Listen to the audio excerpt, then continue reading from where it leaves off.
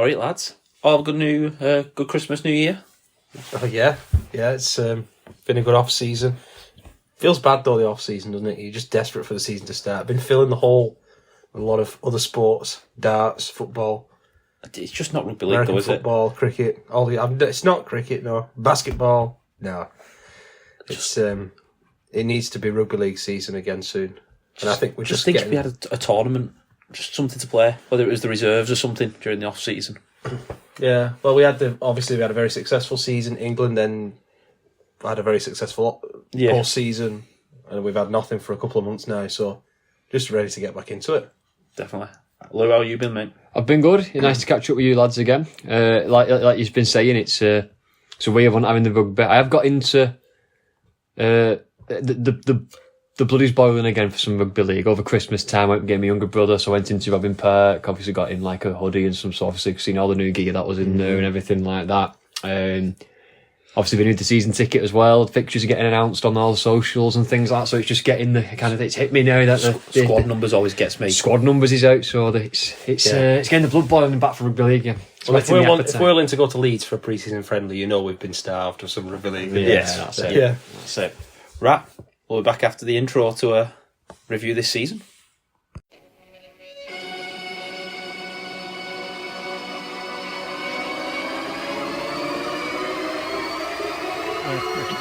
Hi, I'm Tom. I'm Matty. And I'm Lewis. This is the Wigan Way, Wigan's favourite rugby league podcast.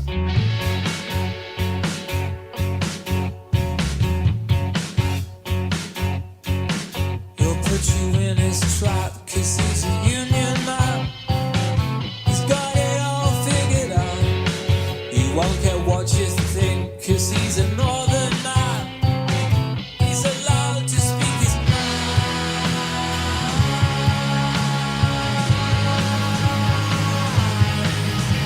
His mind.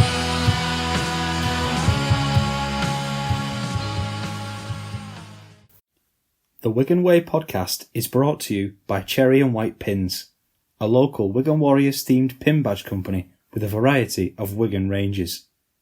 You can get free shipping on all orders when you use the code THEWIGANWAY, that's The Wigan Way, all in capitals, at checkout. Thanks to them for supporting the show. So, as we're coming to the start of the new season, it's 2025 now. It's best to have a look back, and we're going to do our 2024 season review. yeah. It's going to be 2 parts. They'll get released one after the other.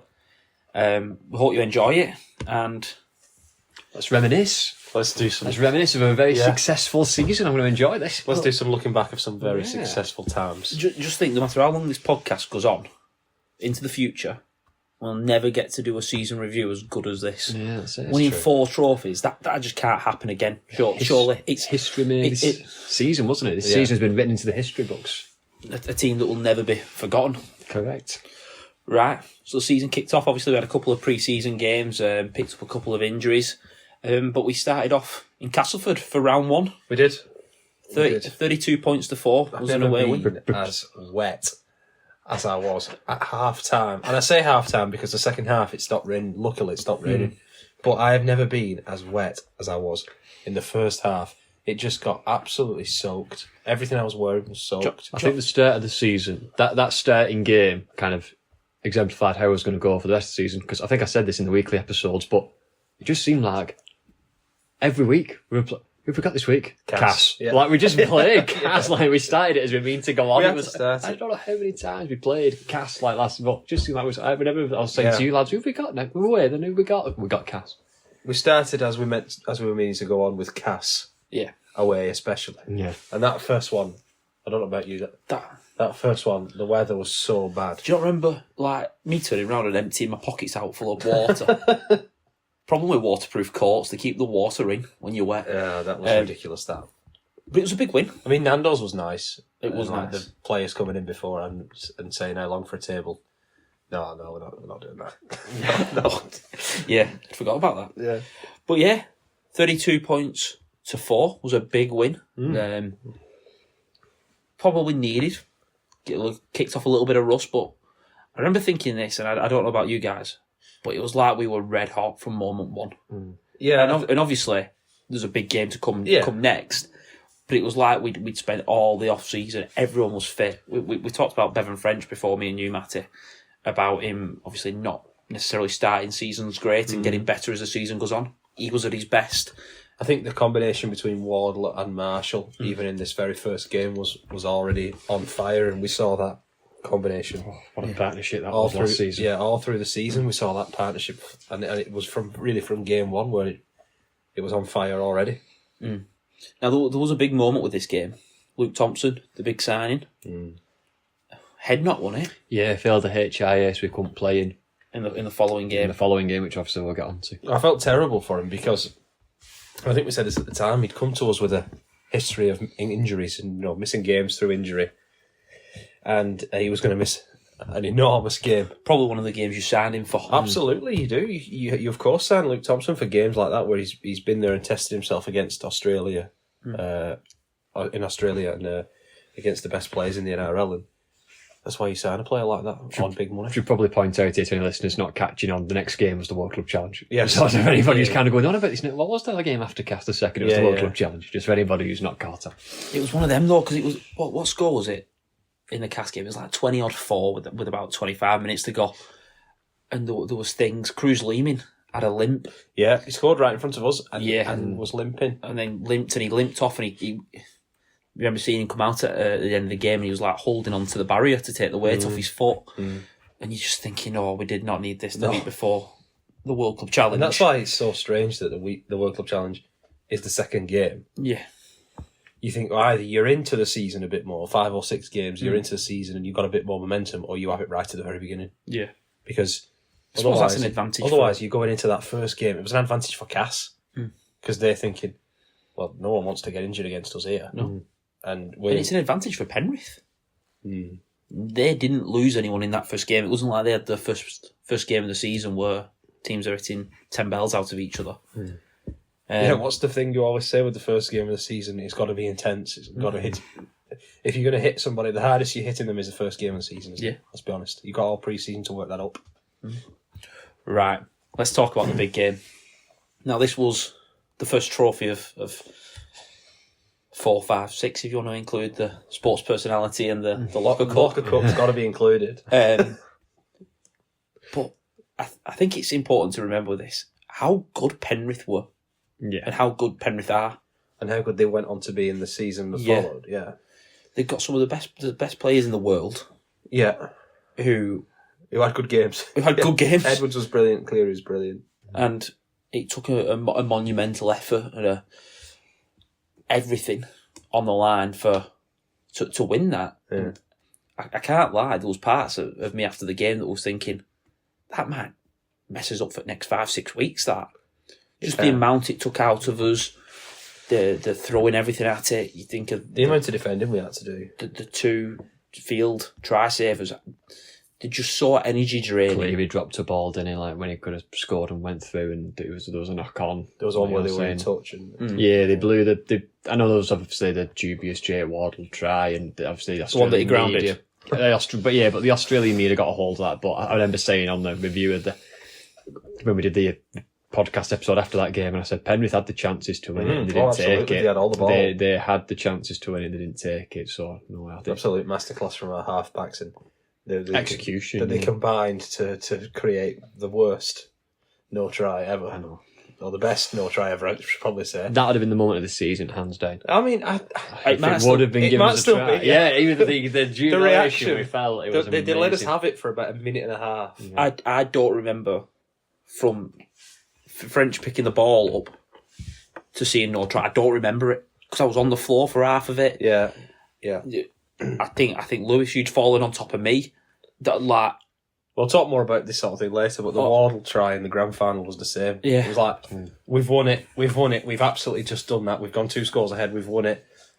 Why is he checking this? Yeah. You know that feeling? Because it was away from us that one. Yeah, because that one was away from us. But I was just so adamant that French had scored.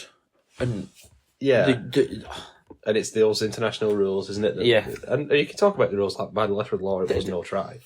But you can't then say that Wardle's was a no try because by the letter of that law it was a try as well. Yeah. So yeah, I must say as well with this game, before, I know we did obviously an episode with Chris Badlensky, and he was talked about how great Penwith were to work with as a club, and the whole buzz before that game. I don't know, maybe it was because of how successful both teams had been before it.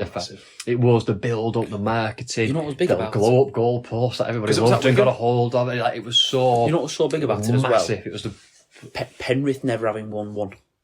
Massive in it. And they lost to Saints in Australia the year before, maybe. So and it they was were that revenge story. They were upset about that, and they came with a point to prove. There was a narrative there, wasn't there? Kind of building of can they get revenge or can Wigan do it twice? and those are the nights that you just have to be at the Brick now, the DW. Then you just got to be there for those England games. Historic. Yeah, it's Good Friday games. And those games like that where it's sold out and it's under the lights and you've got a big name singing beforehand and you got the big atmosphere. When you've got the best team in the world coming into your little patch of Britain, your little stadium, and we showed up and we showed out. I'll tell you what, the fans and the players. Right, we're gonna have to move on from that because we could talk about that forever. Cool.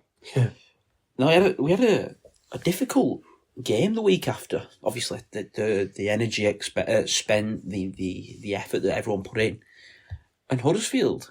If I remember right, they took a bit of a beating off Saints the week before, and I can't remember. they came with a bit of a point to prove. I know they won week one, and then they won week one, and then they got nilled up by Saints. And they came to our ground with a bit of a point to prove. Really, it was a 30-0 that Huddersfield lost. I probably backed my predictions. I won't be doing that again this year, by the way, listeners. I've learned a mistake. Huddersfield will not be getting backed every week. But this was so important to get off to a start and almost have this game killed by half time. It was 18-0 after 22 minutes, I think it was. Game ended up 30-16. We'd probably let them back in it a little bit soft. You couldn't blame us for that. No, but to get 2 points the week after such a big game, to back up that World Cup challenge. God, yeah. Lehman, you mentioned, obviously in the Cast game, we're limping up. I don't know if you remember, he scored a try, limping on one. Yeah, he went off World Club. He went off injured. We didn't see him for 7 weeks, did we? So that's what I mean. So like the battering, like the players would sort of back up then and win the week after, no matter who it was against. It's impressive. Most excited about Sam Walters and Cruz Lehman, and we didn't have either of them really. Sam Walters, he was injured at Hull, wasn't he, pre-season? Yeah. But obviously Luke Thompson came back. I think it's important to remember how big of a game he had in this. The game that he came back and whatever. I think he played 80 minutes down the middle. A really, really impressive performance. We needed a big game from him and we got it. Every time we needed a big game from Luke Thompson, we got one. He was a standout last season. He was immense. Well, after that, lads, we went down to London, rested Bevan French, rested Harry Smith, rested Field, if I remember right. Sure. I'm just going to check the team. No, Field played, sorry. But quite a few missing. Hampshire played in the halves. Eckersley played on the wing. There was no Liam Marshall. I think Ensemba made his first appearance of the season, did he? Yeah, off the bench. Even in this game, we took Jake Wardle out at 25 minutes in. Is this the one where Farrimond had a stormer, or was that when we played him at home? That was at home. Was that at home when Farrimond had the stormer? This was Farrimond's first game. It was Farrimond and Hampshire in the halves. And we saw a little bit from him, but obviously first proper game. But again, an important win. Very easy to... We were talking about the game after the game. Yeah. And 2 weeks after the World Cup Challenge. Yeah, we were lucky that we had London, I suppose. Yeah. There's an excuse to lose that game, isn't there? Yeah. We're suffering from the World Club Challenge. We've rested a lot of players. We've got a lot of kids in, new faces. There's every excuse you could use to lose a game like that. And we didn't. We still to won. walk off 60 points to 22. And to be honest, be disappointed with the 22. Yeah. And then we went to Salford. Oh, yes. Now... Oh, come on. This was the best moment of the year. This was unbelievable, this one when Jake Wardle scored this try. We're down to 12 men. We've been absolutely... Why had Harry Smith been sin-binned? Awful. He took Braley out for when he was doing a chip and chase. Yes, he did. Yeah, so we got nobody.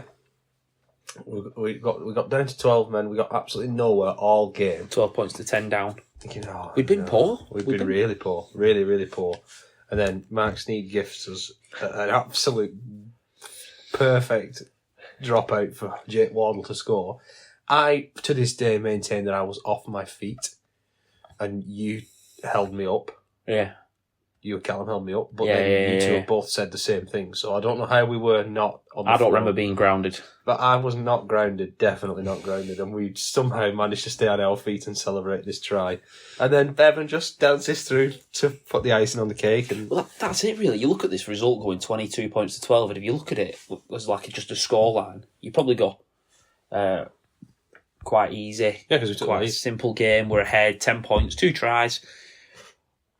But with 4 minutes to go, we were losing 12 points to 10. with a man in the sin bin. Like, you just can't do things like that. And I think Raleigh put it right. When he was asked about the Bevan French try, he went, obviously Sneed made the mistake, but then Bevan French just does what he does. Yeah. Yep. Yeah, there is a reason he is the best player in the league. Oh, yeah, absolutely. Yeah. Challenge Cup now. Yeah. Started our Challenge Cup. Sheffield, wasn't it? Yeah, Sheffield at home. That was the team who scored the most points against us in the Challenge Cup this season.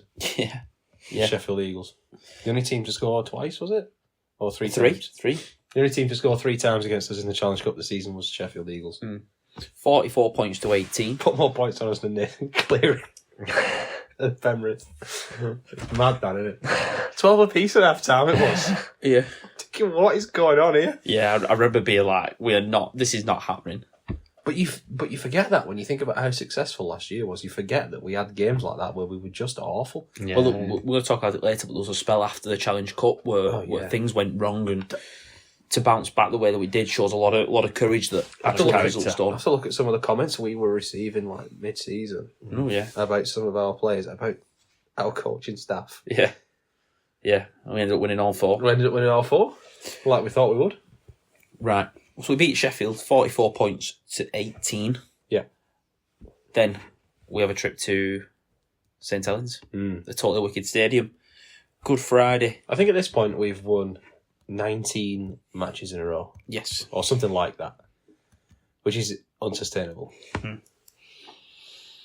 Played the majority. Well, was played a good 35. I think it was 35 minutes down to 12 men. Tyler Dupree got sin-binned for leading with the elbow on Matty Leeds. Yeah. And didn't it get overturned, if I remember Yeah, right? it did, yeah. But then he got banned for something else. Yeah. He didn't get banned for what he got yellow carded for, But but he should have picked something else. been yellow carded for something else. So that just made sense of what the officiating was like on that day. And then Liam Byrne gets 4 games for his tackle on Yeah. Mark Percival. Yeah. But probably deserved. It's a decapitation of Mark Percival, I should say that. But yeah, Bevan French. What a blinder of a try that was. This was the first time this year, not the last time, where he just made something out of nothing. Just a little kick through, wasn't it? A little grubber kick through, and he went and picked it up and got all that line. But Saints, leave it late, get to 12 points to 4, and it was our first loss of the season. A crash over and a try from a kick. Makinson, yeah, on a kick. I remember after that game, it was a very good game. It was a Two good very good defence, and it shows you, doesn't it, when there's 3 tries been scored. One's a Bevan French individual piece of magic. One's a Hull one-on-one crash over. He could do that to anybody else in league. And Tommy one's off a Makinson kick. out jumping Liam It's off a Marshall. kick, like, do you know what I No mean? one It got shows you how broken. good the defence was on that day. 80 for both minutes teams. and neither team got broken. No, yeah. Shows you how good the defence was on that day when the 3 tries that are conceded in that manner. Yeah. Now, from then on, went over to Lee. This was quite a tough spell in between the 2 Challenge Cup games for us. Yeah. Saints away, Lee away, back to back, and Lee were playing quite well. They'd not got the results they probably deserved. If you remember right, they got off to a slow start, but they'd not got the results. They probably should have had 2 or 4 more points than what they had. But a big 40 points to 12 win. And there's just something I want to mention with this was obviously Matt Moylan got a sin bin in early on. And it's going to be a pattern throughout this that we defend really, really well down to 12 men. Yeah. And we manage games really, really well. But the other point is you look at the points we score. We attack when the other team are down to 12 very well. Yeah. And even when we're down to 12, if you look at the games, we score more points than we concede when we're down to 12. Which is a crazy thing to say. Yeah, no, that's just a sign of a good team. And this game, I thought Cruz Leeming was fantastic in this game. And off the top of my head. Was it his first or his second game back? I think it was his... Oh, I don't remember if he played at Saints or not. But French and Field both did something outstanding in this game. There was a Harry Smith try that was brilliant. So I just thought we just clicked. We just clicked this game. Yeah, and you know what? It was the perfect response to the loss against Saints. What we needed. It was certainly what we needed. Now, 2 Castleford games back to back. Of course. Played them in the cup away from home, and then at home in the league. We played 10 games now, and 3 of them have been against Castleford. That's what I'm saying. It's just ridiculous. You can genuinely say at this point that Wigan usually play Castleford. Yeah. That's ridiculous. Just guess Castleford. But we didn't play. We played Castleford 43 times, but we only played London twice. We only played Hull twice. That's interesting, isn't it? Yeah. Well, okay, I played both those 2 absolute disasters. I'll not call them teams. Absolute disasters. They played them 3 times each. Yeah. Well, that's 4 points they've got over Wigan and Catalan. Yeah. Straight away. That's why the loot fixtures don't work. Oh, but Wigan and Saints it was, I think. But we can get into that, but the loot fixtures don't work for No, that they reason. don't. No, they don't. The first one, though, the Challenge Cup game, Wigan wins 60 points to 6. And I'm going to say this was the first time I started to see this like ruthless side. Do you remember watching the draw for this while we were recording the podcast? Yes. And Michael Smith and Joe Cullen did it, the darts Yeah. players. And Michael Smith pulled out Saints versus Warrington and went, "Oh yeah, I'll take that." And it was just off the back of him being on telly when they'd beat us in the Good Friday. He was like, "Yeah, I'll take that. Yeah, very happy with that, beating Warrington." Like, and then Joe Cullen pulled out Wigan and Cass. I was like, "Yes, Joe." Yeah. I remember that. Fan in Joe Cullen, rock star. And then we went to Cass. Absolutely destroyed them. But that's what I wanted to mention. We were ruthless that day. Absolutely ruthless. We were 24 points to 6 up at half time. Do you feel bad for Danny Richardson? Yeah. I've never felt bad for him before in my life. I felt bad for Danny Richardson because we just picked on him. We just ran over. It wasn't fair. If it was a fight, it would have been stopped. It wasn't fair. Just picked on him. Like, oh, he's not a good defender. Let's just pick on him and score a load of tries. That was it though. I think it was 36 points in the second half. And you know, sometimes you take your foot off it when you're ahead or whatever. It was like this ruthless. We were a machine. It was the first time I thought, well, this is a statement. Yeah, we're trying to prove that we'll not just win games 20 points to 12, or we won't just survive games. We will put points on, and we'll put points on for fun when we want. And that followed up. I think we saw them have a saxophone player before the game and took that personally. Yeah. So if your pre-match entertainment is a saxophone player, we're going to put 60 on you. It was nice weather that day, though, wasn't it? One of them was nice weather. I think it was that one. I can't remember. But then we play them away. We play them at home now. Get confused with all the Castleford games. After getting beat 60 points to 6, the last team you want to play again is Wigan. And Castleford have to travel to Wigan. They put in a better performance. I think they made a couple of changes, didn't they? Like Rowan Smith went into the halves. Rowan Milnes went into the halves. Rowan Smith in the halves, that would have been funny. Took his cap off. They had a few... Well, this was in the period, Cass, where they were just losing by loads every week, and then they put in a bit of effort against us, and that was the best thing ever. And then they actually did sort of turn it around a bit more towards the end of the season. Yeah. And they nearly beat us. But at this point, they were just happy to be... On the field and not get nilled, yeah. 36 points to 14, it was a... At no point was it in doubt. Yeah, it was just an easy win, really. They scored late on to make it 36-14. It was the 80th minute they scored. Yeah.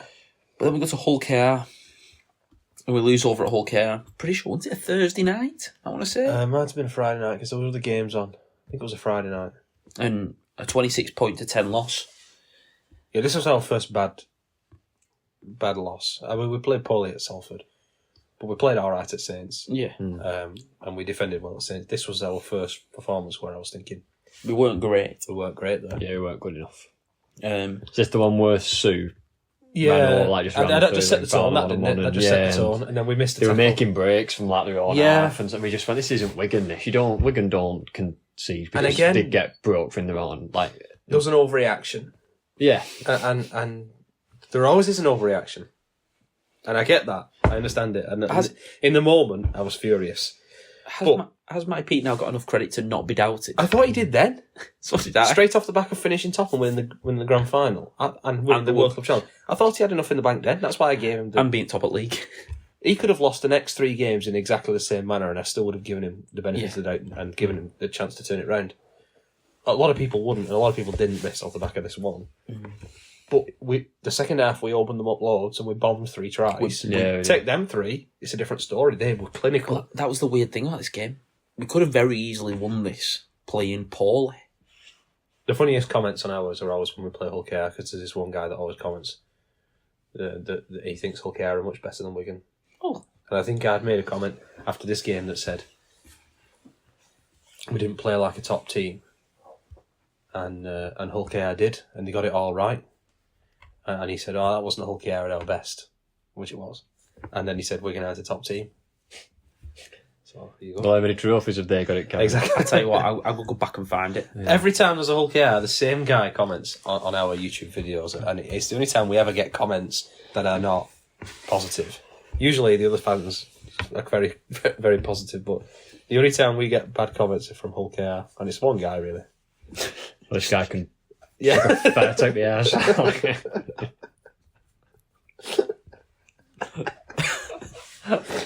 That wasn't what I was expecting you to say then. Moving on. We played Catalans at home. Lewis, talk to us about Luke Thompson smashing someone. He did smash well, actually. Was it Navarrete he smashed? I can't remember. It was him or Busquets, I think. But it was an inside ball that he just read, and he knew it. And everyone in the crowd could see it, like revving up for you know, like he spotted the halfback's giving him on inside here, and because he was looking at the halfback for the inside ball, Thompson comes on his blind side and just absolutely nails it. Was this the Harry Smith chip and chase? Yeah, it was. Yeah, it was. I think so. Yeah. We were losing this at half time. Yeah, because Busquets. He crashed over. He turned into prime Shaquille O'Neal with his ball handling and scored a try. Yeah, it was. We were 8-0 down. Luke Thompson scored with about 10 minutes to go. Oh, I told Morg must have It was 8-6. Yeah. It was 8-6 at half time, and we ended up winning the second half 24 points to 0 to make it 30 points to 8 overall. It was a big second half performance. And then another good performance was week after at Huddersfield. 48 points to 6. Yeah, this one started with Liam Byrne getting sin-binned before. Well, off the kickoff. Yeah, we were 6-0 up and had a man sin-binned before we even had the ball. That's We had 0% possession and we were 6-0 up because Liam Marshall scored off when they had the ball. Yeah, and Byrne had been sin-binned. This was the most bizarre start to a game you'll ever see. A sin-bin immediately. And then a 100-metre try when you don't have possession of the ball. Yeah. But that took the game 12-6 at half time. Second half was another real performance of 36 points, I think it was, 34 points. Tries. We ran away with it, didn't we? And we had a perfect try. Well, I'd call it a perfect try, where we went 9-7-6-1. Yeah. And then the winger scored. They're always nice, aren't they? Sexy, and it goes out the battle. Delicious rugby. Right, we're going to jump over to the Challenge Cup semi-final now. We had Hull KR. Yeah. And I don't know what it is about Wigan, especially under Matty Pete. There's this. When we've got something to prove, you can tell. You can just tell pre-game, the atmosphere, the feeling from the club itself was like, we can't lose this game. We had to get one over on Hull KR. And we had to get to a Challenge Cup final. Yeah. But we were desperate to win, and it meant more than anything. And that first half was just phenomenal. 24-0 up at half time. Wardle dancing around Peter Hiku. And it was just the perfect response to that loss 2 weeks earlier. It's big games, isn't it? Whenever there's big games, you know we never like when we have those. We was talking before about those like shocking performances.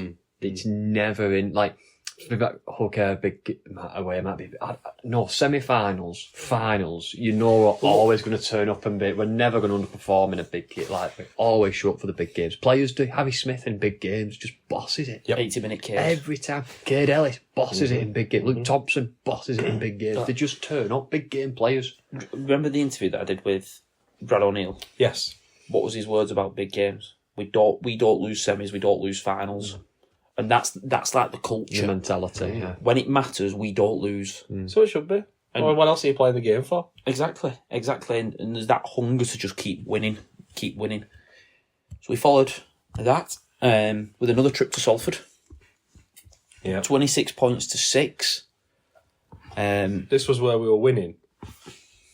And then the heavens opened. And I think whoever was winning the game when the heavens opened was going to win the game, because it gets so difficult to then play attacking rugby. Yeah. You know what always sticks with me with this game? I don't think you two were here, lads. No, I was away. Where we were sat, we were right on. Where we were stood was right on line with the touch. And Thompson, he played 80 minutes the week before in the semi-final. Oh, yeah. And he only had 20 minutes to start this game. And we were all joking that he went and spent the next 40 minutes sat on the spin bike. The what bike, yeah. Because he'd not done enough. Like that. Thompson is a machine. He's just phenomenal. And I'm going to say, I think he's the bat of the season. What he's changed to change our forward line. It was a big risk with bringing him in with the injury record and the money he's undoubtedly on. Yeah. But yeah, it's a great purchase. Right. Then we move on to probably one of the weirdest games of the season, the 1918 win against Warrington the week before the Challenge Cup. Because both teams sort of rested. Yeah. But not fully rested. A couple of key men were out, but especially for Warrington rested a lot more than we did. We obviously missed Field and French. French played, but came off after 30 minutes. Yeah, French was captain in this. But Warrington rested quite a few. So it was a weird feeling, but just winning this game, another 2 points. No one really knew what to do in this game, whether it was go out and win it and get yourself some momentum, or do you reserve it for the final. I was very happy to get the 2 points because I knew the race for top would be close. And I knew Warrington would be there or thereabouts. But at this point, I don't think we trusted Zach Eckersley as much as we do now. He's only played a couple of games. Yeah. And when Kieran gets the red card, it felt like a loss. It felt like a defeat psychologically. Red card, that. Psychologically, it felt like the red card hurt us a lot more than it actually would. Because we thought, a red card to a centre, yeah, you'd rather it not happen, but it's not like it's French or a spine player. We can bring somebody in. But actually, we think psychologically when you lose a player like that and you have to put a kid in, we've not got Ian Thornley anymore. Well, I'm just going to mention that while we're on it. Obviously, the question we had about the squad at the start of the season was the depth of the outside backs. Obviously, we've got Miski, Kieran, Wardle and Marshall. But then the question was about who comes in. Is Farrell going to have to go out there, or an Isa into centre? Or is Eckersley ready? Now, at this point, we'd already lost Willie Isa. Yeah. Sam Walters We didn't mention that, did we? The cup game against Castle, Willie Isa's leg being backwards. That was gross. But Sam Walters was out banned, if I remember right. Yes. And we'd obviously then lost Kieran. And throwing Eckersley in, I think he'd only played 2 games beforehand. Yeah. Such a high risk, but clearly the coaching staff, Matty P, had seen enough and knew that he was the backup centre. Yeah. Because the first time we lost a centre, He was in. He was in. They didn't try and change anything. They could have messed around and put Farrell there and moved Luke Thompson to second row. I'm so glad But they I think that was the thing you said before about the depth. I think the depth, people were worried about the depth, thinking you'd rather just bring a centre in to play centre rather than moving an ISO a second row into centre and feeling that, because then you're lacking consistency, aren't you, of people playing where they ought to play. And it doesn't always work that sometimes, but move it around like that. Yeah. You'd rather just do a like for like swap, a centre comes in for a centre rather than moving positions about and things. Last one on this game, Warrington's response. Do you remember? They lost, but they really took it as maybe because they competed with only 1 point in the game and they did rest a lot more than we did. But I remember after it, the Halliwell Jones was buzzing. The media, Sam Burgess was really, really happy. And then obviously we know what happens in the next game. They go and look, so it's like you've just sacrificed 2 league points. Then you've gone and lost a cup final. Like, I think his words were, "That's a win for us." Yeah, and it was a Very weird, strange. Like, but this was the weird thing about Warrington, and I know we're going to do a review of each club later on, but it might be worth just mentioning now. Obviously, Wigan played the week before against Warrington and win the Challenge Cup, win the week after. Warrington lost that game by a point to Wigan, lose the final, and then lose the week after to Salford. So actually you've got 3 losses in a row, when in one of them you've rested a team. Yeah. You lose the final, and then you lose the week after. It's no one really knows what to do about finals. Do you rest, especially mid-season finals? I'm not a fan of resting before a final. No. No, I'm not. I don't mind if you maybe rest the second half for a few players, but I don't like making wholesale rest the whole team changes before a final. No, Unless the final's tomorrow. Then I might rest the whole team. But, a game like this, I would play my normal team. I would say, this is worth 2 points. It's worth the same amount of points as Good Friday or the final game, round 27, or Magic Weekend. Let's go for it. And I always think win now, so then you can potentially rest at end of season. yeah, I'd rather do that. Even then, I wouldn't rest at the end of the season. But then if you need to, Yeah. you've got the option. You've already got the points in the bag. But the final, obviously, it was a big event. Yeah, I mean, there is a podcast where we speak for 2 hours about this final. If you want to listen to that, you can. But the feeling, of course, we've talked about the wanting to be the Obviously Cup Kings again. Winning the cup at Wembley, because last time we'd won it was Tottenham. Yeah. We hadn't won it at Wembley in a long time, 11 years. Yeah. There was the thing, sorry, obviously Rob Burrows had passed away. There was a lot of emotion around that. Yeah. It was a big game, and I know it's the Challenge Cup final, but I don't think there's anyone at this table or anyone listening to this podcast that realistically would pick the Challenge Cup over the Grand Final. And I always have the worry about the Challenge Cup that it can derail your season a little bit. Going for a final. I liked it at the start of June, though. Yeah. I liked it even better when it was in May, but I like it here in the start of June because it can't derail your season. Yeah. You have Maybe time it derails your top spot, but it can't derail your chance to win the big one. you have time to You've recover. got time to End bounce of back. August was such a bad place for it to be. It was a drainer emotionally. It was awful. Whether you won or not, whether you won or lost, it was a drainer. No. I don't know if you guys want to go into the details of this game, because it was the second of the 4 trophies that we won, and I think there's some performances that were brilliant. Mike Cooper was really, really good this game as a leader. Field playing with the hamstring injury that he picked up in the first to second minute. First few minutes, just saving a try in J-Field fashion. Yeah. But one thing that really stood out for me after it was the pictures that were released, and they get released after every game, and in the changing room was the culture. Obviously, the iconic pictures of all the flags that people were representing. Yeah. Was it Willie Icy? He said he was quite big in Yes, organising that was Willie's idea. That was a good idea. The story of Adam Kieran, who'd obviously missed out on his first chance at the Challenge Cup final, supporting Zach Eckersley through it, and what you're going to do and what your job is, and all these stories started coming out after, and you're going, this is a team that's 1,000% behind each other. Yeah. And if there is any, listen, there's every chance someone doesn't like someone, because you know what it's like. Everyone, there's always someone you don't like at work. But it's different at work, and we've all played in sports teams for a long time. It's different at work and in a sports team. If someone moves to your team from another team, week 1, you have got their back 100 million %, and you assume that they've got yours. Yeah. And I always think people who don't play a lot of sport wouldn't know that if they were watching it on the TV and they see a new player comes and all of a sudden there's a bit of a mess and everyone's backing them up. You think, well, how do they have that respect already? How do they have... No, that's just... They were fighting last season. But that's your teammate now. And you die for that person. You go through a brick wall for them. So... But that was it. It was that culture. You assume you have that culture at every team. And I don't know whether you do or not in professional leagues, but I think we do in this team 100%. But they want to play for each other. They want to play for the coach. Like, they are all 100% in on this, aren't they? I think you missed the big one, though. They want to play for Wigan. They want to play for the fans. Yeah. They do. It's so under appreciated, and it's probably worth mentioning because it is so under. The way Matty Peters changed his culture back to anything better than I've ever seen before. We are for the fans.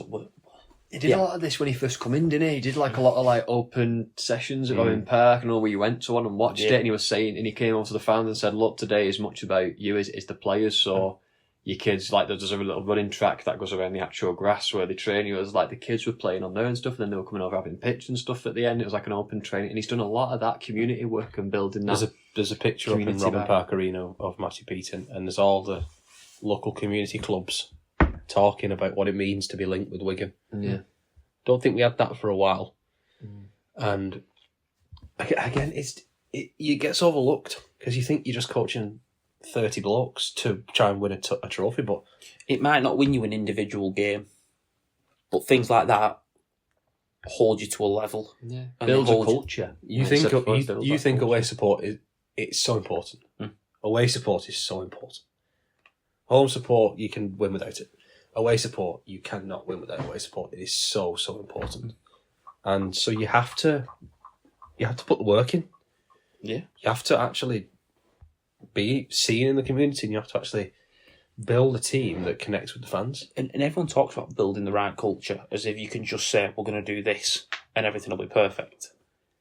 It takes hours and hours and hours and arguments and disagreements and holding people to account. It's so difficult to do. And it took Matty Pete a year to get it right. Obviously, we picked up that Challenge Cup in the first year. That was probably a year earlier than what we were expecting in the plan. But Yeah, that was getting rid of players, getting the right culture in and the right people around the squad. Yeah, he made some tough decisions, didn't he? That first year, he made some tough decisions. If you look around the team now, do you see anybody who doesn't look like a Matty Pete player? No. So you'd say all the ones he's kept are quintessentially Pete players, and all the ones he's brought in are Pete players, 100%. Yeah. 100 million%. So even down to like the new lad, George Hurst, looks like a Matty Pete kind of character. And the ones he got rid of, there's a certain profile. Now, some of them he got rid of because, I mean, Ian Thornley was always going to be going. Yeah, he was moving on. And Cade Cust was always going to be moving on. But some of the others, they've left of a certain... They've got a certain profile. Yeah. And that's not one that matches with What Matty Pete wants. And you know what? It could have come back to bite him in the, It could have, yeah. in the behind. But I mean, we lost Good Friday. Very famously lost Good Friday in his first year when he didn't play. he didn't play a few plays, did he? He didn't play Zach, Play did he? Zach, no. Which was the big one, and ended up moving on. And that's been better for both parties. Yeah. Right. That is the midpoint of the season. 2 trophies down. Yes. 2 to go. 2 to go. Spoilers. What a season. Yeah. We'll take a quick break and we'll be back in a moment.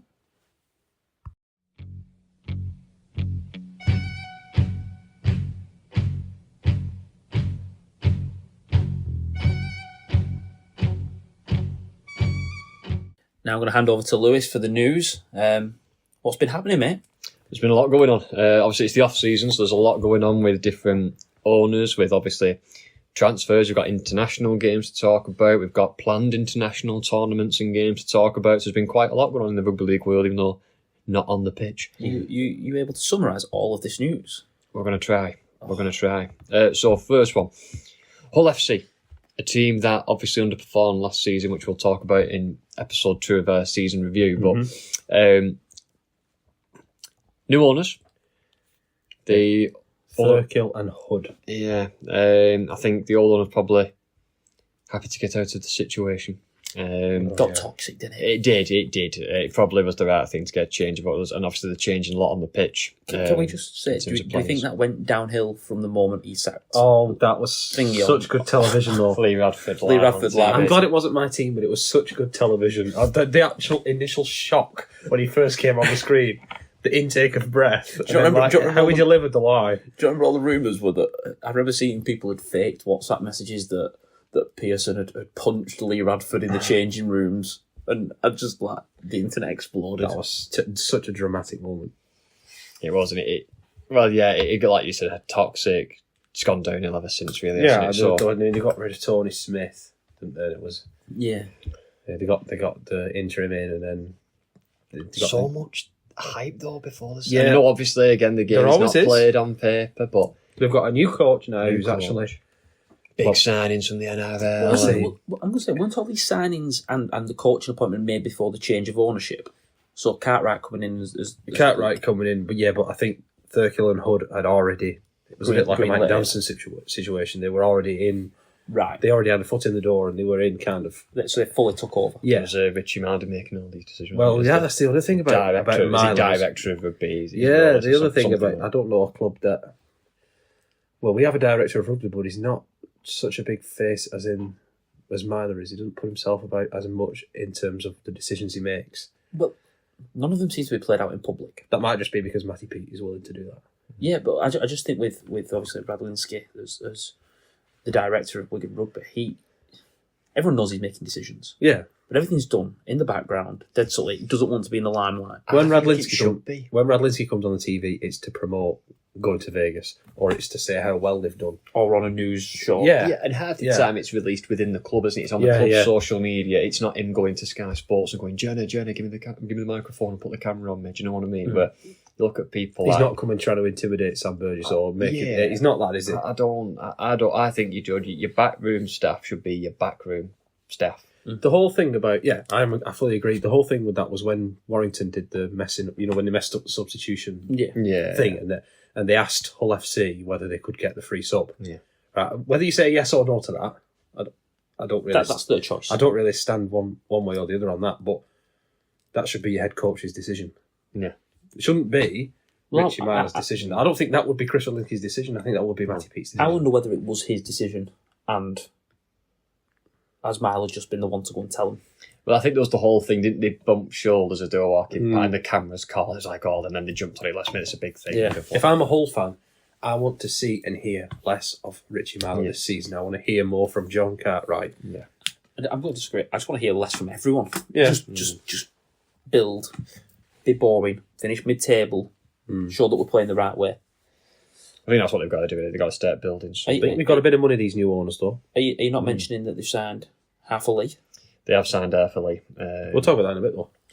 Yeah, we will. We are going to move on to transfers. But for now, I think the Hull FC new owners, they've got a bit of money. They might throw it about. They're lucky, really. They don't have too much to do on the stadium. No. That's pretty much tied up and dealt with, isn't it? So we'll see what they do. Yeah. So moving on to the next piece of news, we had the international series post-season, whatever you want to call it. I suppose, post is the right way to describe it.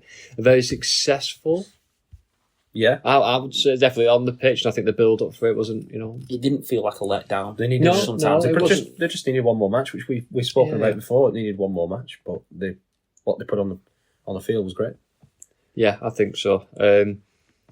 And obviously 2 good wins. We got to see more. I think the more time England get on the field together, developing. If we are going to talk about bigger, not just tomorrow, but going and playing your Australias and your New Zealands and stuff, then we need more of these games, don't we, to build up to that. We need to play more and more and more. I think that's a takeaway that Sean Wayne had from this season. I think he was pleased, but I also think he would have appreciated more time with his players and more matches with his players. You look at rugby union, autumn internationals.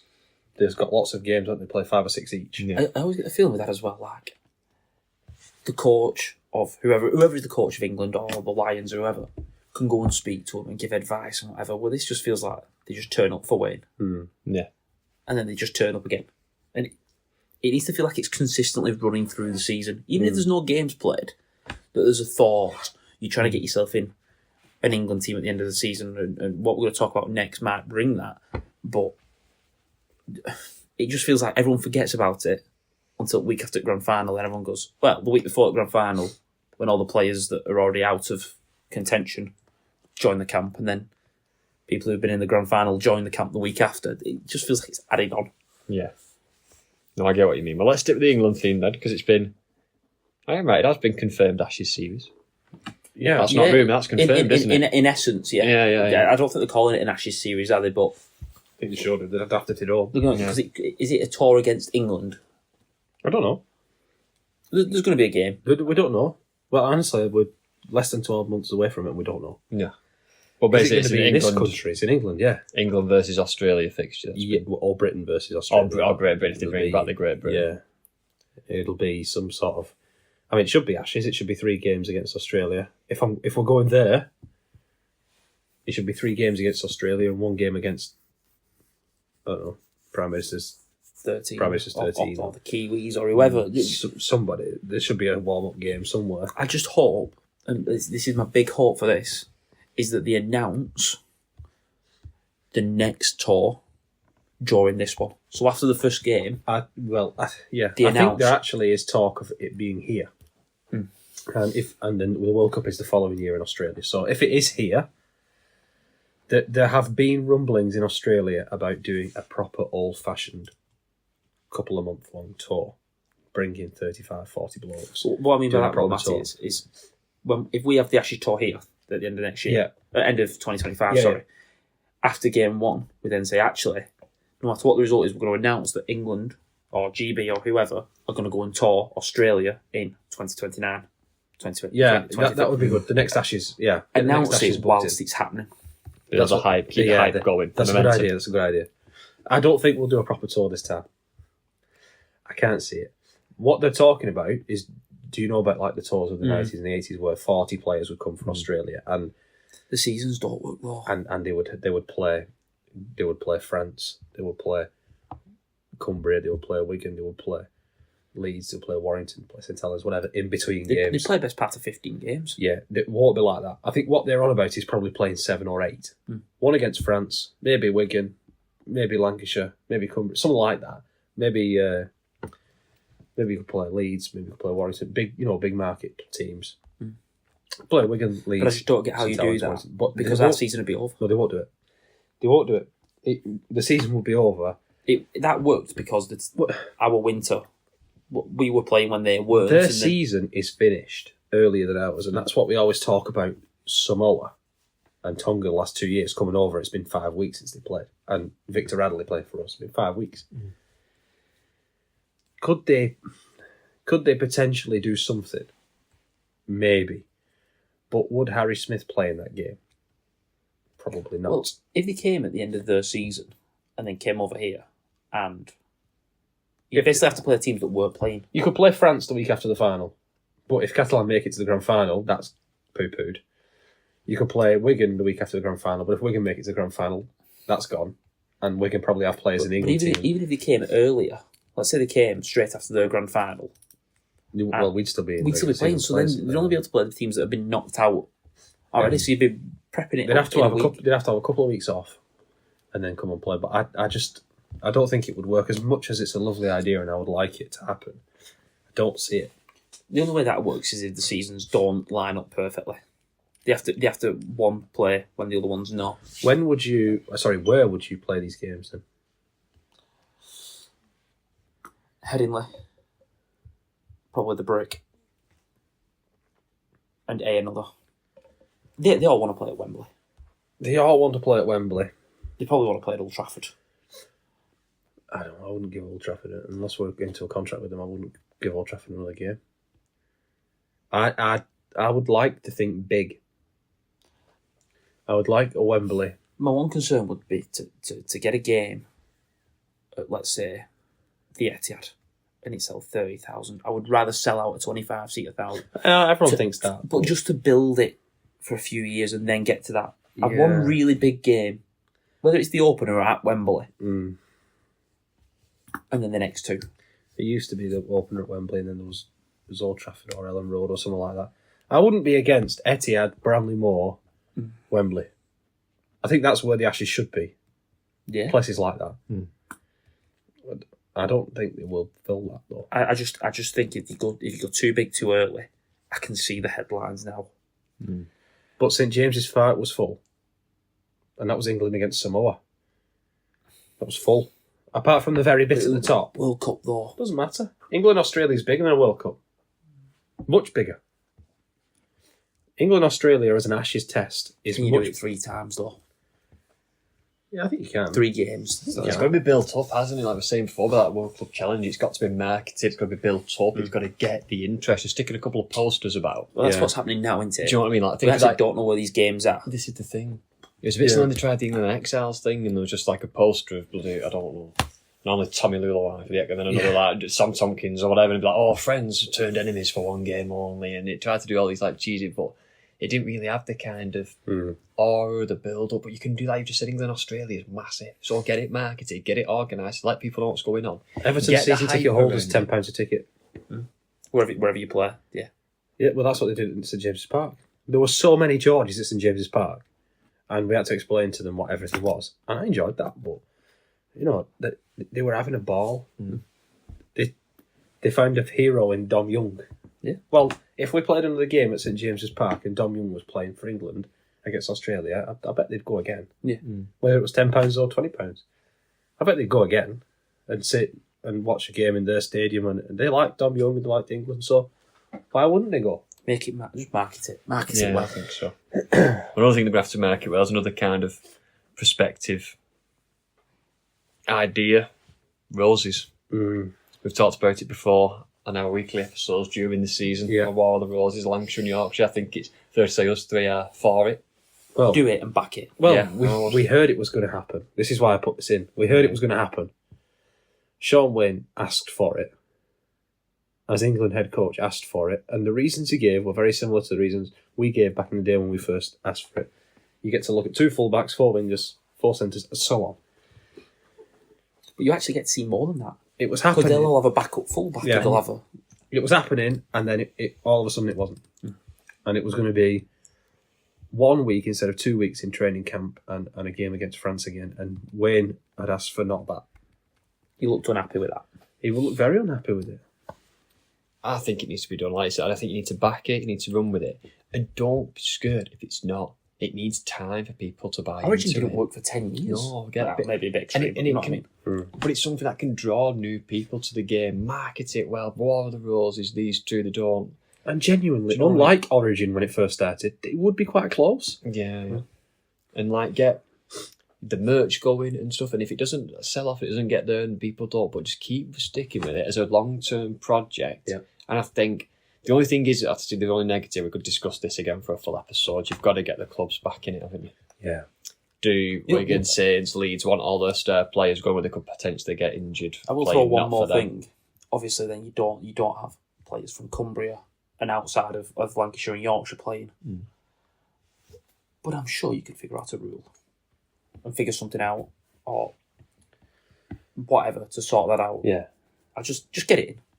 Just do I it. think so. It's got to get the clubs back in. Players, It's the yeah. big thing. I think if the clubs back it and they say we want it, it's for the good of the game. It gets more people involved. It brings more people to rugby league stadiums watching rugby league. It's good for the England game. The head coach wants it and backs it to look at development and pathways into the England squad. I'm all for it. The other thing we can do is fly to New Zealand and play them during Origin, take a Super League break during Origin. But we'll not do that because it costs too much money. Yeah, exactly. Anyway, let's get into some transfer news. Well, let's start off with not players. Let's go coach first of all. Lingard Lingard, yeah. has signed with the Sheffield Eagles. The Eagles. The Eagles, you want to call Matty, you want to move the shit, go all American. And Yeah. just make it the Eagles. The Eagles. Well, this was Mark Aston's team when we played him. Yeah. And then he was stood down along with a physio for something we didn't know what it was. And now he's no longer the head coach, but he's now the director of rugby. Yeah, he's now been unsuspended, hasn't he? Yeah, it's an unusual one. He's banned from being a head coach, but he's now a director of rugby. And Craig Lingard is in as the new I head think coach. it's a good move. I feel, to be fair, I feel like it was harsh letting him go. Danny Maguire's took over at Cass, hasn't he? He's moved Yeah. up to head coach when he was obviously the assistant. I feel like that's a tough move a tough to get rid of They were Lingard talking from of Cass getting Maguire last time, weren't they? before they brought Lingard Before they in. brought Lingard in. So they brought him in as an assistant. It's a tough gig as well for Danny, that, isn't it? Well, I just don't get why you wouldn't do. Lingard had things going slightly right. Unless there's been a massive falling out, surely you would give it another year. It seemed like you were building something, didn't it? He better. He beat Saints at Saints. Yes. He pushed us close and then He Hull had, KR close. It was like, again, we were getting battered, like we've just gone through in that previous segment, like 60-odd points to 6 and whatever. They started to stop and they were in games. He was getting them to compete and you felt like you were building something. And I bet the Cass fans were probably thinking, you know what, if we start next season, like how we ended the last one, we've got a chance of just being better. And then Yeah. they've like just killed all that momentum by going, coach change. His coach Bags you in. Again, you've had Radford. You start the season with Radford. You finish that season with Last. You don't finish. Then you have Lingard. So you have 3 coaching changes in the same season. Oh yeah, I forgot Lingard had come in at the end of last season, hadn't he? Yeah. Meanwhile, Applegarth is the coach of Wakefield for the entire year, and then they finish bottom, and he gets sacked. So Applegarth and Lingard going against each other in the Championship this year. Yeah, like we thought it might be. Yeah, just a weird one. This it is. Yeah, it is tough. Okay, so transfer news. That's coaches. Let's go to players. There's been quite a few. Well, should we start off with Wigan? Obviously, brought in George Hurst. Yeah. Young lad from Oldham. The expectation is that he will be loaned back to Oldham this year, but he wants to compete. He wants to have a chance to play, prove himself. So, fair play. Mike Cooper's retirement. Brian Hampshire has left. I don't know if he's found a club yet. But I think he'd be a handy pickup for squad depth and rotation. Yeah. I'm just going to... Obviously, there's been a lot of signings and we can't go through them all. I'm just going to pick out a couple from some clubs. Castleford, obviously now got both the seniors on permanent deals. Yes. Zach Sinney and Dejanazi, both from Parramatta. Two big signings there. Catalans made some big signings. Catalans, Tommy Makinson. Yeah, Catalan made a bit of a splash. Ollie Partington, I think that's a handy signing from Salford. Nick Cottridge, Elliot Whitehead, Luke Keary, and Tavita Pangai Jr. Yeah. That is 6 well-established players. They looked at the Rugby League Journal 2019 and picked... Signed the dream team. Huddersfield, not as many signings as I thought might have come in at Huddersfield, but Zach Wolford and Liam Sutcliffe, George King, and then all from the Roosters, Rabbitohs was Tom Burgess, Jacob Gagai and Tanai Mills. They spent some money there. They'll all be first team players. They spent some money there. Again, Davey spent more money there. He's got to be looking for some return on his investment. Yeah. Hull FC. Now, interesting signing Jordan Abdul. He was at KR, went on loan to Catalan, and now have been sold to Hull FC. Yeah. They've also signed all of these from Lee. John Asiata, Zach Hardacre, Ollie Holmes, Ed Chamberlain. Bringing in Jordan Rapana, Aidan Caesar, Amit Burra, Kate Cust, and Hugo Salabio. I don't know what I make of them signings. I do not think they're great. One of them will have to be good. One of them has to work. There's so many there. One of them has to be good, at least. Just the thing is as well that they're going to, like just said, they're all going to be first team or knocking on the door of first team essentially, or first team or bench, I would say. How many of them are in the first team in 2 years' time? But this is the thing. It just seems like it's just a load of players. It's like almost a bit like the Dolphins. It's almost like it's a new team that just has to go and buy a load of players and shove them all together and see how they do. Like, well, it's not that. They've just bought sort of individuals. We're going to have to just see can they mould into a team under Cartwright on the pitch. It's going to be a strange one. I think it's going to go on to it's going to work, or it's just going to fail and they're going to be no good. And if it does the Dolphins, and the coach is excellent, and actually they start to gel, they might win 7 or 8 games. They'll not make the playoffs, but that'll be a lot better than what they've been doing. Yeah, they can't. It's going to be bad for them to get any worse. But if they do a Dolphins, I mean, there'll be some fun times for the whole fans. It'll be a bit better. They'll be a lot better. Right. Well, let's move across to the other side of Hull. Now, I feel like some of these signings are made. We discussed this before, Lewis, on the way around to Matty's. Is to win now, and this is the period that Hull KR really need to win. Made some big signings. We'll talk more about this when we do again the Super League review and we go through each of the teams and stuff. But I think Hull KR not winning anything last season. This season, I feel like if they don't win anything, it's going to be like an opportunity missed. Yeah. Where in 5 years' time, Hull KR be saying, you know what, we had a period there we could have won something and kicked on and we didn't take the chance. But they've signed Big Jared. Massive name, and everyone knows what he brings. Yeah, I know you're not his biggest fan, Lewis. But maybe Hull KR need that. Well, Tom Davis. Without our rules are going over here, I'll be very surprised with how many games he actually plays and doesn't get banned for getting bans for now. That buffet is going to be brilliant every week. Word. But Tom Davis, Mickey Mack, Danny Richardson, strange signing for me. But at least a depth signing, isn't it? And they had him at the back end of last year as a depth sort of. Yeah, I don't mind that. And Reece Martin's the other big name that they've signed. Yeah. Well, let's move over to his old club, Leeds. Yeah.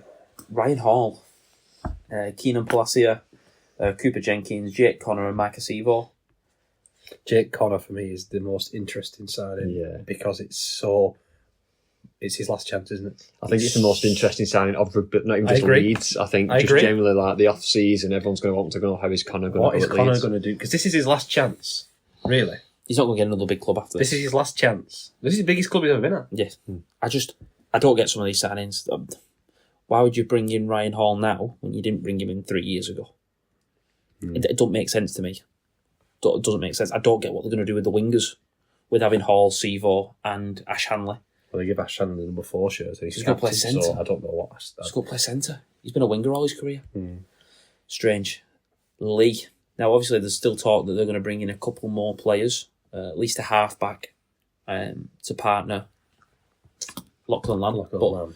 David Armstrong, guys at Lou, Tessie New, quite a few more, but then they've also brought in the prop Alex Tuatavake, not Alex Turner as I called him before. Obviously, a bit of interest with the Ben Condon signing that has picked up an injury. I don't know what he's done. I didn't read that far into the article. They said it was going to leave him out till at least August. He's only signed on a 1-year deal. So they've not signed him. Yeah. But they seem like they still want to sign him. They still want to sign him, but to be fair, there was talks that he didn't want to come over with this injury. So maybe they just both put it on the burner. I don't know. I'm just going to skip over how unfortunate that last name is. Condon. I'm going to just skip over that. Yeah. Salford. You probably want to have a laugh about that. No, Salford signed with the £0 Eason Masters, budget. Sam Davies, Chris Hill. I think that's a good signing for him. Joe Hill. Bullock on a permanent deal and Justin Sangare. I've not been impressed with Sangare when he was at Leeds, but maybe you could, because he looked all right before that. And he's a big body, isn't he? So maybe he'll do something with Salford, but I wasn't impressed with him at Leeds. My dad's actually a Leeds fan. Yeah. It's he's just like, it's crap. I think he's going to be the happiest guy that he's actually he's gone from Leeds. He was like he's big, he's massive, and he does absolutely nothing like us. He really, so I think he'll be glad he's gone to Sol. Right, St Helens lost a few retired, a few gone to the NRL. Yeah, Saints were in a similar position to us, where you can't really afford to get anyone in. You can replace people. Yeah, but they've lost 6 or 7, 4 or 5 who were first team players. Dodd, Makinson, Sam Rowe, Metalti and Wanga Blake all played first team rugby last year. Wanga Blake, by the way, he's gone to Bradford. He's gone for Bradford. Who's gone to Bradford? Wanga Blake. He's gone to Bradford. Yeah. He had a try scoring debut. He just scored a try on his debut. Franklin Pelly. The two That's just Franklin Pelly, Jane Knockenbolt and Wanga Blake. Just it's like a rehabilitation place for failings. Talking about him. Which one? Wanga Blake? No, the prop that's gone from Hull FC. Pele. Do you remember when halfway through last season his wife was advertising on LinkedIn? That's how he ended up going to Bradford? Yeah. Yeah, because she was advertising for him to get a new club on LinkedIn. That was just like the start of the season as well. That was the first game of the season. Chuck his head off. First of all, I'm glad we're doing it right this year. The champions host the first game, can we say? Yeah. That should be a ceremony. It won't be, but that should be a ceremony. That's how it should be. To have the whole derby instead, and then to watch Franklin Pelly try to absolutely kill Elliot Minchell. That was the strange. Still can't believe he only got 3 games. And we saw 4 and 5 games going for the friends in and like, he's just nearly killed a man. Minchella has a family. He has small children. He nearly didn't go home. Attempted murder. Right, let's finish this off here. Saints brought in Tristan Saylor, Kyle Felt and Lewis Murphy. Obviously, Tristan Saylor will play in the halves with Johnny Lomax off the squad numbers that they've released. Kyle Felt is an immediate replacement for Tommy Makinson. Lewis Murphy. Don't give Saints any tackle 5s near your line because Kyle Felt like jump anybody. And Lewis Murphy, I think that's a very, very good signing. Liked him at Wakey. Obviously, unfortunate that it didn't work out for the Roosters. I want to see how he goes, though. I mean, I'll be interested to see how he goes. I mean, who's the other... What, my man's gone blank. Who's the other winger? It'll be Kyle Felt and... Bennison's got the number 5. Oh, Bennison. I was going to say it's Bennison or that. Who's that one? But I expect... From Championship. T. Ritson. It's tea time, yeah. T. Ritson. So Lewis Smith got a chance of playing. Obviously, they give Bennison number 5 shirt, but squad. He had it last year as well, didn't he? Yeah, Gronow's can be deceiving, but to give Lewis Murphy a go, I'm interested. I think a lot of promise. Yeah, if you can stay on the pitch, I think that's a good... Yeah, I'm interested about Saylor, you know. Because Saylor... He's been a full-back, hasn't he? If Saylor's the last piece of the jigsaw, you're looking at a good team because he could be that guy. I've said it before, and I'll say it again. Biggest signing for Saints Lee Breeze. Lee Breeze, Yeah. Lee Breeze. They can get it going in attack, and they can start scoring some points with Wellsby and with Lomax and with... I think he would have done good things with Lewis Dodd.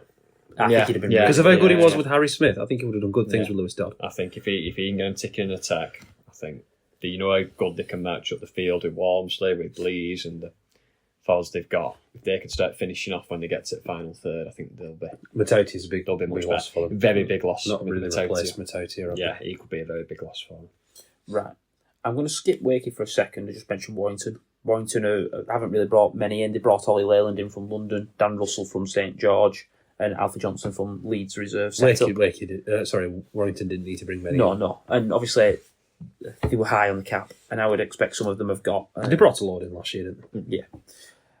Wakey. Now, we're going to talk about their signings, some very, very good signings, but let's not forget they'd already built almost a Super League squad. They built a squad that blitzed the Championship, yeah. Yeah. Some really big names in there. Obviously, Luke Gale was playing, Jermaine McGilvray.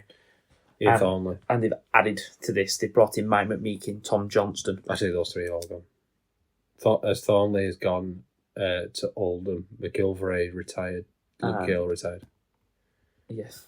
We picked three great names there. Yeah. No, but we're talking about the team that blitzed the Championship. Yeah. Those three are all gone, but Max McGilvray kicked a goal from the touchline. Yeah, Did you see that on his last... Max Jowett, he still brought the point scoring record for a Wakefield player. But let's just talk about who they brought in here. Mike McMeekin, Tom Johnston, Cam Scott, Jake Truman, Ollie Russell, Corey Hall, Matty Staunton, Seth Timo, from Gold Coast. Easy for you to say. Thanks, lads. Josh Rourke from London. Why have I got him reading the names? Matty Russell, obviously, and Jaden Myers from Bradford. There's some big... Has any promoted team ever not signed Matty Russell? They played at London last year. I think that's the only team. He went to Hull FC and then... Yeah, he went to Hull FC. He had 3 loans, didn't he? Yeah. He went on loan to Leeds. It was at Warrington as well? I'm sure it was Warrington. I'm sure it was. I think he was at Warrington, got injured, then came back, went on loan to Hull FC, on loan to Leeds, and on loan somewhere else as well. Probably London. Some good ones there, though. Yeah. Like saying Jake Truman. I don't think there's many squads. You've had, do you think it's not a bad squad, I'm going to ask, do you think there's any squads there, when you think about who's left and who's come in, that are worse off than they were last year? Any squads that are worse than they were last year? I don't think there is.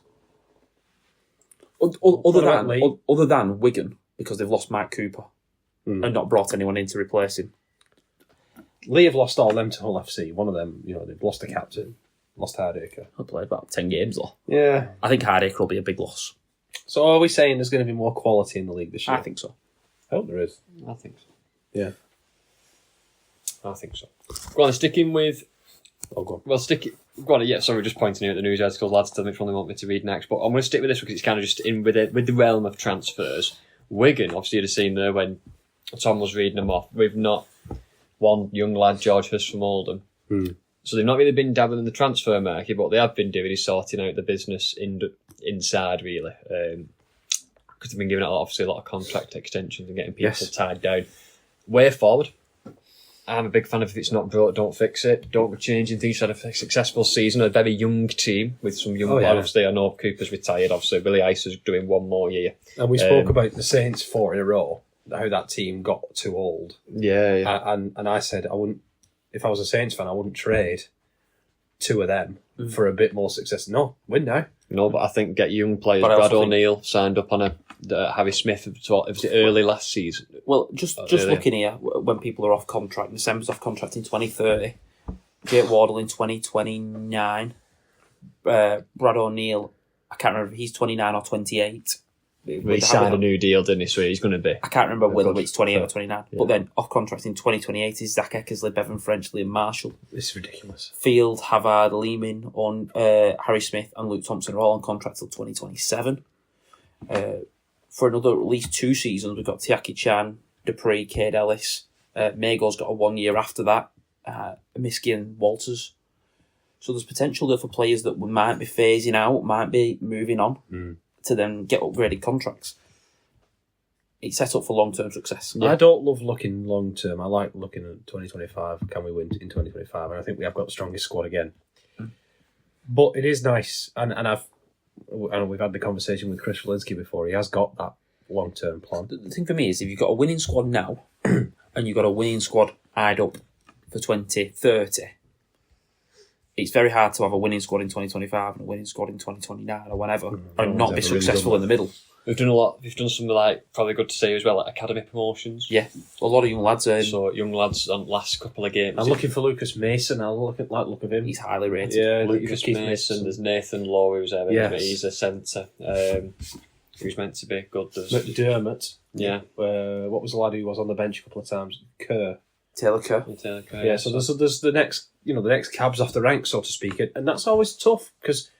And Semba and Eckersley and Farriman, they're up into the first team a bit sooner than expected. Yeah, I'm going to throw this out as well, sorry. Obviously, O'Neill gets injured last year and Lee Min and Forber take a large part of that. Yes. Taylor Kerr sat behind them. O'Neill's going to come back and be basically a new signing. Yeah. That's going to add a different level, and Taylor Kerr's going to want games, and these lads are going to want to play. 13 as well, Taylor Kerr, which is not a position we're stacked in. So does Brad O'Neill. It's good to have these kind of chats. I mean, we've had a chat with Sam Tompkins before about how, or we've heard from Sam Tompkins before about how he wishes every available player should be on the bench. That would suit us. We've got quite a strong squad, don't you think? Different kind. I don't think we've ever mentioned that on the podcast before. O'Neill, Lehman, and Forber are all different kind of nines. Yeah. This is good. It's variety. It's options. It's good. And last piece of news, because it's gone on for quite a bit, obviously, again, with it being, I've seen a lot of news gets announced, we've got a lot to talk about. But the last thing, a PNG team. Yes. A Papua New Guinea. This is team. Absolutely wild. This news story. It's not even technically confirmed yet, is it? Because it is. Because the Aussie government have still got agreements to make with the PNG government. Yeah. So it could fall through. It could fall through, but this is a big key piece. This didn't even get on the Rugby League news page. This got on BBC News page because this is not even sports news. This is a deal between the Australian government and the PNG government to try and curb the growing influence of China in the Pacific region. And for some reason, what PNG asked for was a team in the NRL and £600,000 to build a stadium and build a team. That's what they asked for in return for this agreement that they will make many deals with Australia. And they'll keep Chinese products out of PNG. It's so bizarre, right? If PNG goes back on this deal and starts to do business with China, then the NRL are obligated by the Australian government to remove the PNG team from the league. So imagine you're top of the league in July, you've got the top try scorer, and all of a sudden, because there's a business deal done between a Chinese man and a man from Papua New Guinea, you are removed from the league. What is going on? It's bigger than rugby league. This. It's so much bigger than rugby league that we can't possibly comprehend it. Like, I know we're talking about it, and there's a little bit of laughter here because it's just like this is mental. Like rugby league here being the M62 corridor and all that, and being very insular, and then you see the Aussie government getting involved to try and stop. It's just mental, and it's so much bigger than the game. But this could potentially be one of the biggest things the game does. If it gets in there and it goes well, and all the parties are happy, imagine if they start and they start looking to go into Fiji and expanding out of that. Oh, it could be massive for the game. This. That's good. So that would lead us obviously with the Australia team. The Dolphins are a Brisbane team. Then obviously you've got the New Zealand Warriors. South Brisbane, sort of, yeah. Then you've got the New Zealand Warriors, and then you have a PNG team in there as well. Yeah, but there's talks they want another New Zealand team, they want a Western Australian team. South Australia team. They want to move North Sydney to Perth. Yeah, that's the Western team that we're bidding. That's interesting. So watch the NRL, watch this space. And with that, that's the news. Lovely. We're going to take a quick break. We'll be back to finish reviewing Wigan's season. In part two. In part two.